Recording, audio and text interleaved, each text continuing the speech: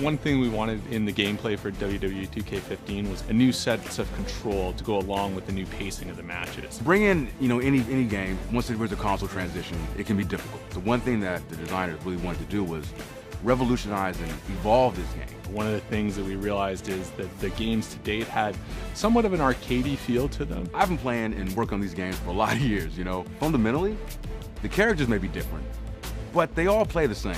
And that's one thing that's always stuck in my craw. But now, when it comes to the Xbox One and the PS4, those shackles are off. So we started looking at things like pacing and flow and how does a match start? What's the middle feel like and what does the end feel like? So there's a really good buildup of momentum and excitement through the course of a match. There's that moment in the beginning where they're testing each other out. They get into their chain wrestling, side headlock, cool transitions here and there to kind of gradually build the audience into the match before they start getting into their signature offense. We switched to a more cinematic camera. It focuses in on the characters' faces. If Randy Orton's, the one putting the hold on him, you see that he's fighting for that extra little, twerk. And I'm happy to say that we've finally been able to, implement that in this year's feature, and it just changed the game.